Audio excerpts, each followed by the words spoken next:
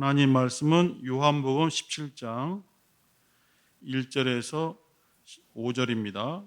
요한복음 17장 1절에서 5절 말씀을 합독하도록 하시겠습니다. 시작.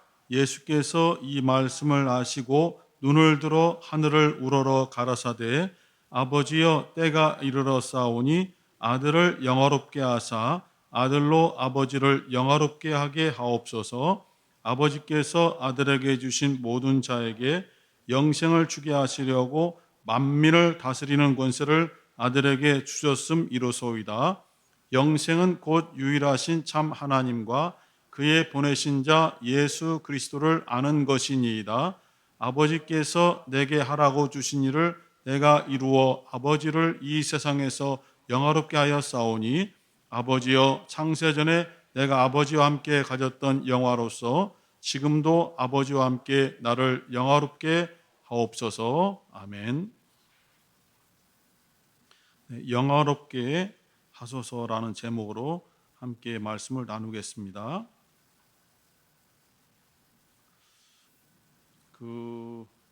요한복음 13장에 보면은 제자들의 발을 씻기시면서 이제 오늘 성찬을 행했지만은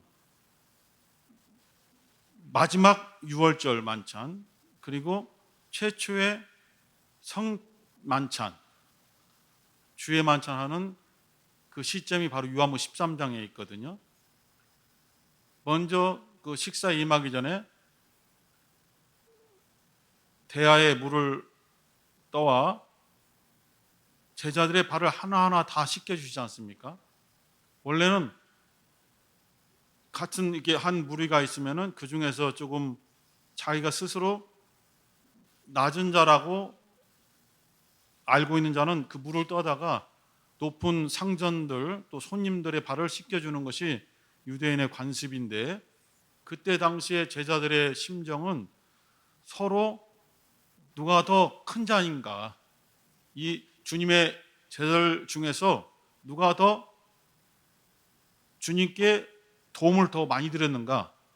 그래서 주님께서 이 모든 여정을 마치시고 왕이 되신다면은 누가 더 높은 자리에 앉아야 되는가로 막 싸우고 있어요.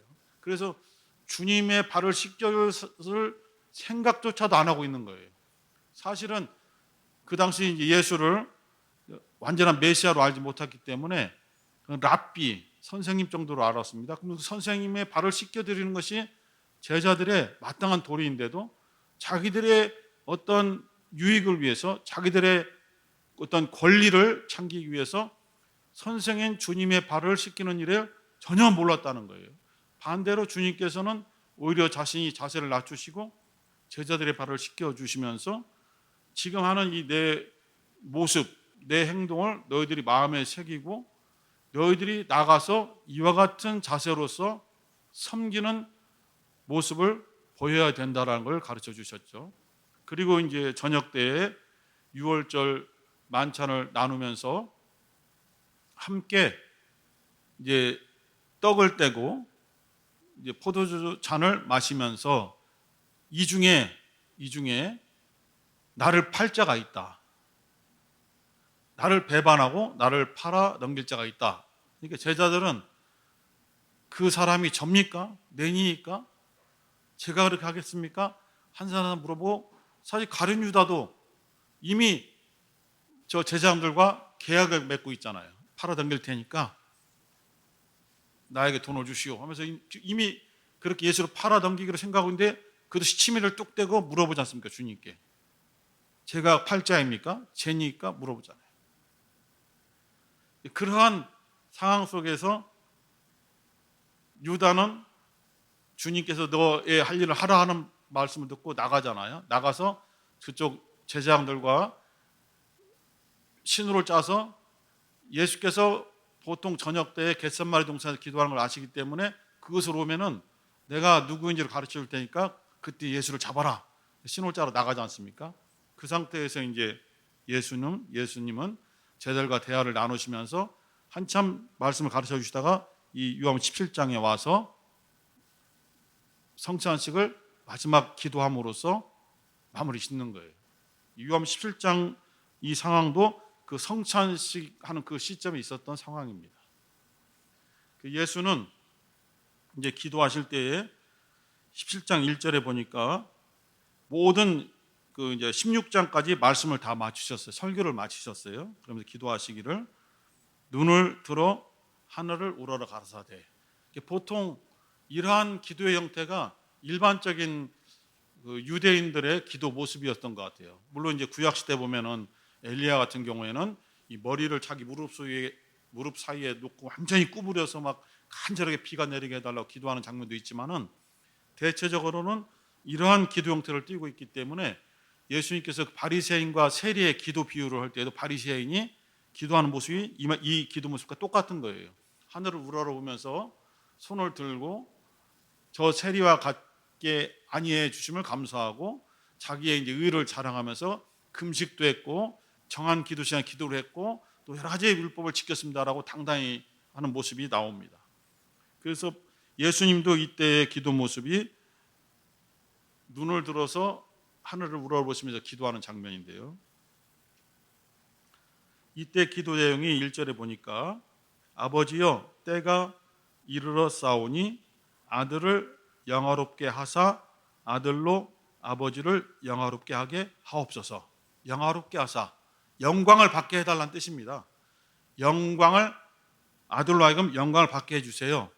내가 영광을 받아야 그 영광을 또 아버지께서 받으실 수 있어서 아버지도 영화롭게 됩니다. 이러한 뜻인데 사실은 이 예수께서 말씀하시는 영광은 이 세상에서 사람들이 생각하는 영광과는 전혀 다른 성질의 것이죠. 제자들은 내가 조금 더 높은 위치에 앉아야 되겠다. 그래야만 내가 권세를 부를 수 있고 많은 사람들로부터 영광을 얻을 수 있다.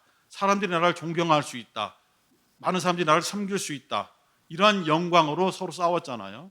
그리고 우리들도 마찬가지입니다. 이 세상 살아갈 때에 이 세상에서 얻을 수 있는 영광은 상당한 높은 자리에 오르거나 또한 여러 가지 또 정말 치열한 어떤 경쟁 속에서 열심히 노력하여 성과를 얻어 어떤 합격이라든가 어떤 위치에 딱 올랐을 때 그 영광이란 거 대단하잖아요.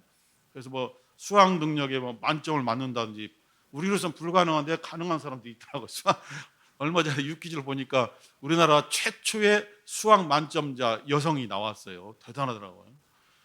어떻게 만점을 맞을 수 있는지 제 입장에서 불가능한데 그렇게 해서 보니까 사람들이 와 대단하다 이렇게 하면서 칭찬과 존귀를 돌리는 그런 것 또한 영광의 일종이거든요. 그런데 예수님이 말하는 영광은 이 영광이 그러한 영광이 아니고 이미 창세 전에 영원 전에 하늘에서 계획되고 그것이 이루어진 거예요. 하늘에서 그 뜻이 이미 이루어진 것이 이 땅에서 지금 육신으로 오셔서 그 이루어진 뜻을 실행하여서 그 뜻대로 완성시키려고 하니 아버지 저를 도와주셔야 됩니다. 그 뜻을 완성해야만 제가 아버지께서 준비하신 영광을 받을 수 있습니다. 이런 뜻이거든요. 그래서 예수께서 가르쳐준 주기도문에도 하늘에서 뜻이 이루어진 것 같이 이 땅에서도 이루어지이다. 하늘에서 뜻이 이미 이루어졌다라고 과거형으로 말씀하셨잖아요. 이게 모든 창세전에 하늘에서 하나님이 계획하신 뜻들이 이미 완성되어 있는 것이죠. 그 완성되어 있는 것이 저절로 이루어지는 것이 아니라 그 완성된 뜻을 이루어가는 하나님의 도구들, 하나님의 일꾼들이 이 땅에서 그 하늘의 뜻을 완성된 뜻을 직접 실천하려고 하면 많은 저항에 부딪히는 것이죠. 원수 마귀가 하나님의 뜻이 이루어지는 것을 방관하지 않는 거예요. 수단과 방법을 가리지 아니하고 모든 것을 동원해요. 사람들을 동원하고 환경과 제도와 법을 동원하고 또는 여러 가지 또 자기들이 할 수 있는 어떤 자연재해를 일으켜서 모든 것을 다 막아서서 방해하게 만들죠. 하나님의 뜻을 순종해야 될 하나님의 종들로 하여금 불순종하게 만드는 것. 에덴 동산에서 선악과를 먹지 말라는 하나님의 뜻대로 순종하던 아담을 흔들어 하나님의 그 뜻이, 이미 이루어진 뜻이 이 땅에서는 어긋나져 버리도록 유혹하잖아요. 아담에게 직접 하지 않고 아담의 갈비뼈로 만들어진 여자 하와에게 접근하는데, 마귀가 직접 하지 않고 그 당시에 지금의 우리의 어떤 뱀과는 다르잖아요. 저는 그 원어라든지 영어라든지 자세한 건 모르지만은 그 창세기에 에덴에서 나오는 그 뱀은 우리가 알고 있는 스네이크가 아니라고 그래요. 저는 정확한 건 잘 모르겠습니다. 그런 것이 아니라 오늘 뭐 9시 예배 때 뭐 리워야다 말하고 백종 목사님이 그런 얘기했지만 좀 다른, 뱀으로는 번역됐지만은 그 우리가 알고 있는 그런 뱀이 아닌 어떤 그 마귀의 도구인 그런 뱀으로 원어와 그 영어로 되어 있다고 그래요.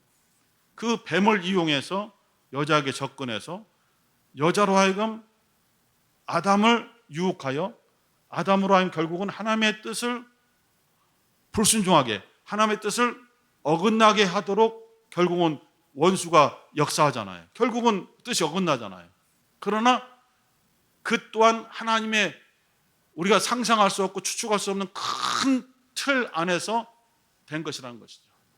이게 하나님의 뜻을 사람이 예측할 수가 없는 거예요. 그 높고 깊고 넓은 하나님의 뜻을 사람들이 예측하거나 이랬을 것이다, 이렇게 하실 것이다 라고 판단할 수 없다는 것이죠.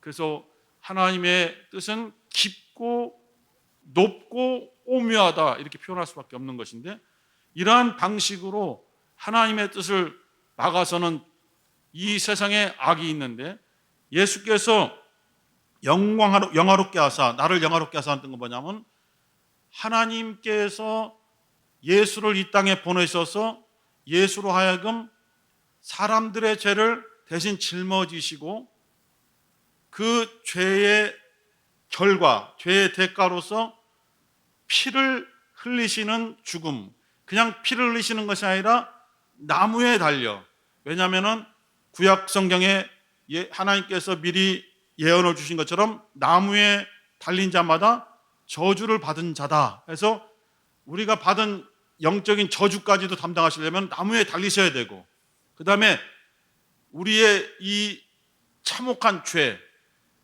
죄를 완전히 우리가 속죄받기 위해서는 피 흘림이 없은즉 사함이 없느니라, 피가 죄를 속하느니라 하는 그 말씀까지도 동시에 이루시기 위해서 나무에 달려 저주를 받으시되 피를 흘리셔서 죽으셔야 되는 그 죽음, 그 십자가의 죽음이 바로 하나님의 이미 하늘에서 완성된 뜻이라 이거예요.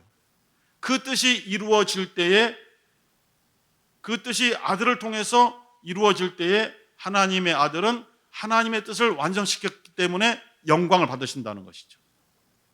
그리고 그 아들이 하나님의 뜻을 완성시켜서 영광을 받으셨기 때문에 그 영광은 결국 하나님 아버지께 영광으로 돌아간다, 이러한 뜻이거든요.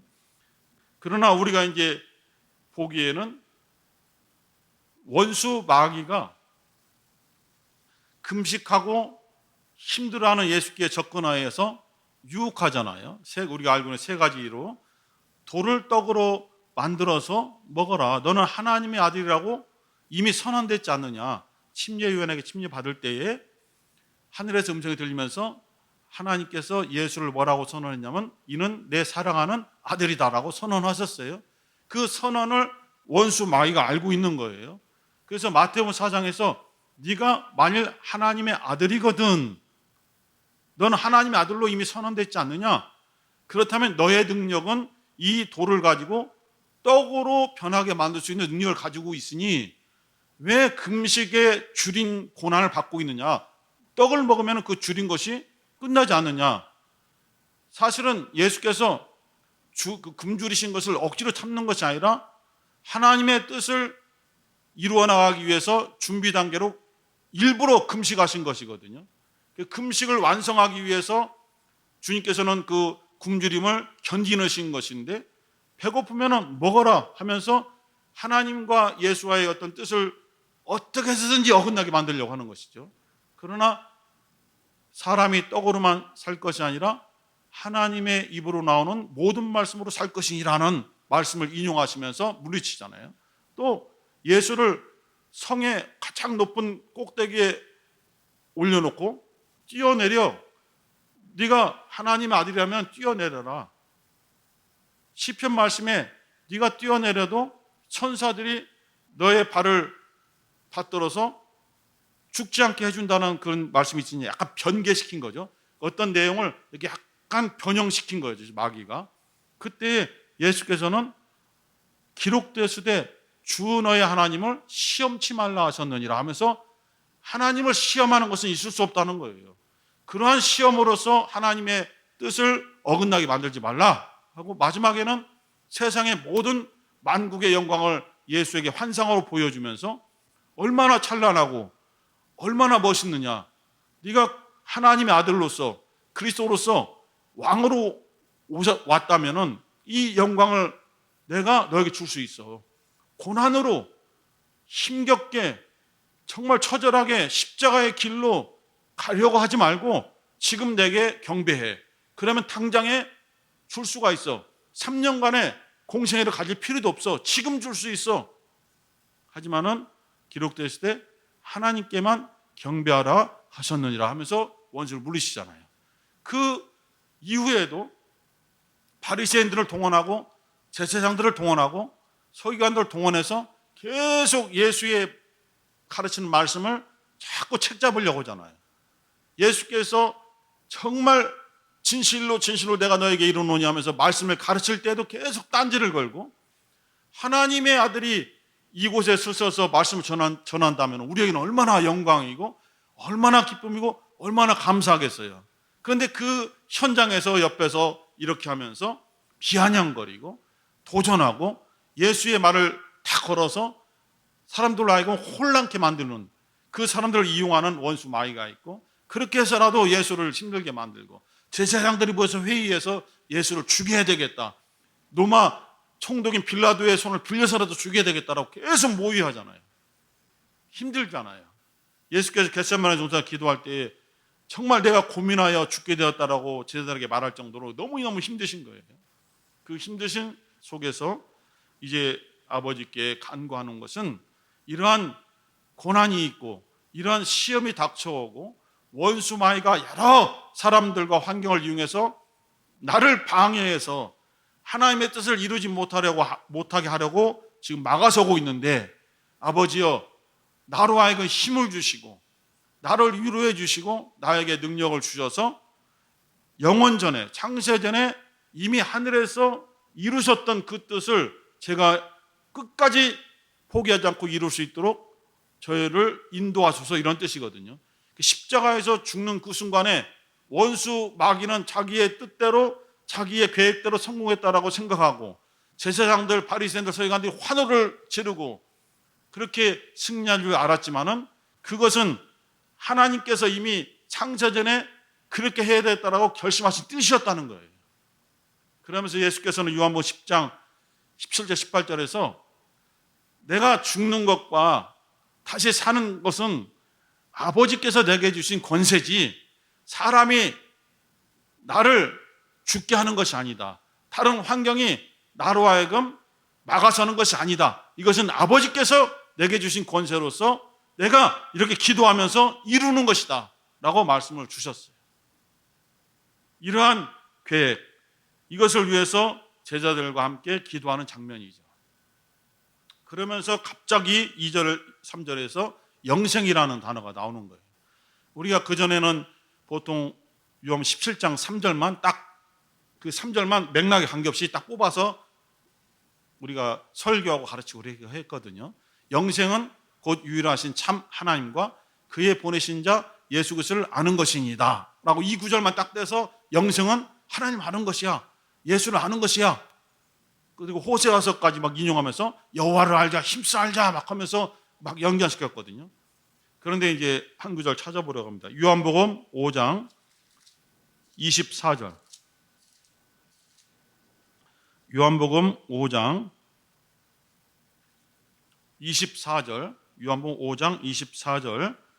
자, 시작. 내가 진실로 진실로 너에게 이르노니 내 말을 듣고 또 나 보내신 이를 믿는 자는 영생을 얻었고 심판에 이르지 아니하나니 사망에서 생명으로 옮겼느니라. 내 말을 듣고 믿고 나를 보내신 이 하나님 아버지를 믿는 자는 영생을 얻은 것이다. 이미 영생을 얻은 것이다.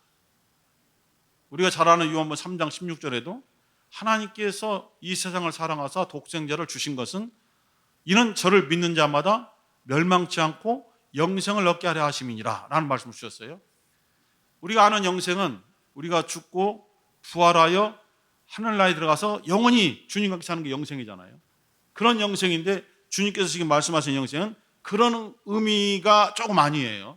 그리고 본문에서 얘기했던 요한 17장 2절 3절에서 말하는 영생도 그냥 우리가 하늘에 가서 영원히 사는 것이 영생이 아니라 어떤 게 영생이냐? 하나님 아버지를 알아야 되고 그가 보내신 예수 그리스도를 알아야 되는데 그냥 그것만 하는 것이 아니라 이 맥락 속에서 알아야 되는 것은 뭐냐면 하나님께서는 영원 전에 창세 전에 너희들을 살리시려고 사랑하는 아들을 이 세상에 보내셔서 육신으로 보내셔서 너희들의 죄를 짊어지고 너희들의 저주를 짊어지고 너희들이 받을 고난을 대신 고난을 감당하시면서 십자가에 죽게 하여 너희들을 살리시려는 그 하나님 아버지의 뜻을 너희가 알아야 된다는 거예요.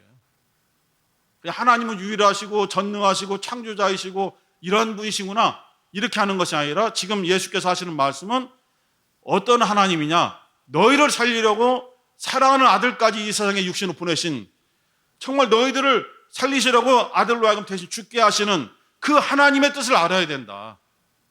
그리고 그 뜻대로 보내심을 받아서 그 뜻을 이루시려고 모든 고난과 모욕과 참혹함을 다 참고 인내하시면서 지금도 기도하면서 원수의 방해와 저주를 물리치고 이 뜻을 이루어 영화롭게 해달라는 간절한 기도를 하고 있는 그 예수 그리스도의 뜻을 알아야 너희들 속에 영생이 있는 것이다 라는 말씀을 주시고 계시는 거예요. 예수께서 말하는 영생은 시간적으로 물리적으로 오래 사는 것이 아니라 이 안에 우리 이 세상에 속하지 않은 하나님의 주신 생명이 거한다는 거예요. 그 생명은 바로 하나님의 너희를 향하신 사랑의 뜻을 알아야 되고 그 뜻을 이루기 위해서 정말 종의 형체로 오셔서 참혹함을 견디시고 이겨나가시면서 사람들에게 저주를 받으시고 침뱉음 당하시고 채찍에 맞으시면서도 참고 견디어 십자가에서 못 박게 피 흘려 죽으시는 그 예수님의 그 뜻을 알아야 너희들 속에 영원한 생명이 있는 것이다. 그 말씀을 주시는 거예요. 그것을 믿게 되면은 너희들은 사망에서 생명으로 옮겨진 것이다. 이 말씀을 주시는 거예요. 그래서 다시 한번 이러한 뜻으로 요한복음 17장 3절을 말씀드리면은 영생은 곧 유일하신 참 하나님과 그의 보내신 자 예수 그리스도를 아는 것이니이다.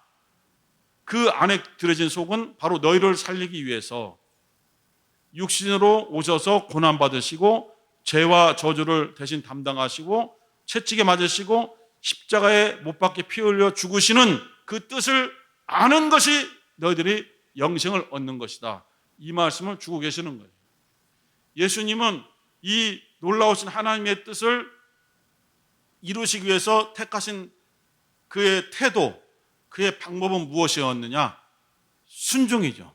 우리 빌립보서 2장 8절 한번 보겠습니다. 빌립보서 2장 8절 잘 아시는 구절인데요. 빌립보서 2장 8절 함께 읽겠습니다. 시작. 사람의 모양으로 나타나셨으며 자기를 낮추시고 죽기까지 복종하셨으니 그 십자가에 죽으심이라. 복종, 죽기까지 복종, 주님의 자원하는 순종, 십자가에서 죽는 것까지도 받아들이는 순종, 주님의 이 순종이 하나님의 뜻을 받아들이는 방법이었던 거예요. 억지로 끌려가서 할 수 없이 십자가에 죽으신 것이 아니라 겟세마네에서 기도하시기를 정말 힘들고 어렵지만은 정말 이 잔이, 죽음의 잔이, 고난의 잔이 내게서 지나가길 원합니다. 이러한 정직한 고백을 하신 이후에도 하나님의 뜻을 너무 잘 알고 있기 때문에, 하늘에서 이미 이루어진 완성된 그 뜻을 예수는 알고 있기 때문에 결국은 이렇게 고백하시는 것이잖아요. 내 원대로 마옵시고 아버지의 원대로 하옵소서라고 순종함으로 자기 스스로 자기를 포기하고 자기를 부인하고 하나님의 뜻을 받아들이는 순종을 택하신 것이잖아요. 순종을 택하심으로 기도하고 일어서니까 가룟 유다가 군사들을 이끌고 와서 입 맞추고 잡혀가서 정신없이 진행되다가 결국은 죽으시는 것이거든요. 예수님의 그 죽음, 예수님이 영화롭게 되는 방법 중에 하나는 자원하는 순종이었다는 것이죠. 그러나 그 순종이 편한 길은 아니고 힘들고 어려운 길이죠. 우리에게도 마찬가지로 생활 속에서, 매일의 삶 속에서 하나님의 예수님과 같은 그런 큰 뜻은 아닐지라도 조그만, 정말 아주 지극히 작은 뜻일지라도 우리에게 올 때에 그 조그만 것 하나도 순종하기가 어렵다는 것이죠. 매우 어렵거든요. 왜냐하면 하나님의 뜻을 순종하려고 딱 선택하는 순간에 나의 것이 막 어긋나는 거예요. 나의 스케줄도 어긋나고 나의 계획도 어긋나고 나의 환경 조금씩 어긋나고 오랫동안 준비했던 것이 다 어긋나 버려요. 그 조그만 뜻 하나가. 그런데 하나님이 원하시는 것은 그래도 조그만 뜻이지만은 이 뜻은 매우 소중한 것이고 중요한 것이니까 받아들이길 원한다라고 강제적으로 하지 않고 계속 설득하시는 것이죠. 마리아에게 설득하듯이, 보아라, 엘리사벳도 임신하지 못한다고 했는데 이미 임신하여 6개월 되었는데 하나님의 말씀은 능치 못하심이 없기 때문에 이렇게 된 것이다.